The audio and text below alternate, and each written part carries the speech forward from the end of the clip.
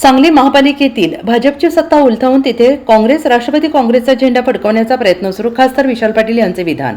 काठावर बहुमत असलेल्या सांगली महापालिकेतील भाजपची सत्ता उलथवून तिथे काँग्रेस राष्ट्रवादी काँग्रेसचा झेंडा फडकवण्याचा प्रयत्न सुरू असल्याचं खासदार विशाल पाटील यांनी म्हटलेलं आहे. मागे एकदा महापालिकेत भाजपची सत्ता उलथवून टाकत काँग्रेस राष्ट्रवादीची सत्ता आणली होती, तसाच प्रयत्न आताही करू असं खासदार विशाल पाटील यांनी म्हटलंय. कासेगावमध्ये जिल्हा परिषद अध्यक्ष, उपाध्यक्ष आणि सभापतींच्या सत्कार सोहळ्यात खासदार विशाल पाटील बोलत होते.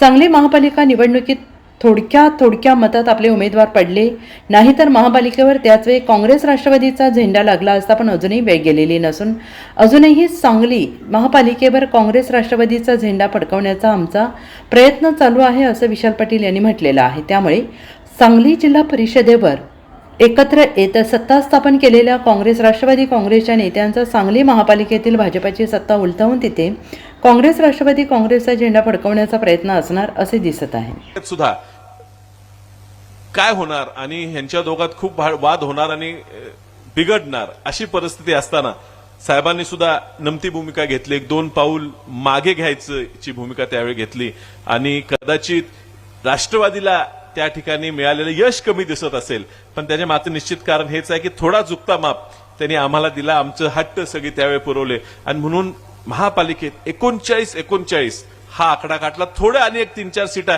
थोडक्या 50-100 मतात आपल्या महानगरपालिकेवर सुद्धा काँग्रेस आणि राष्ट्रवादी काँग्रेसचा झेंडा त्याच वेळ लागला असता.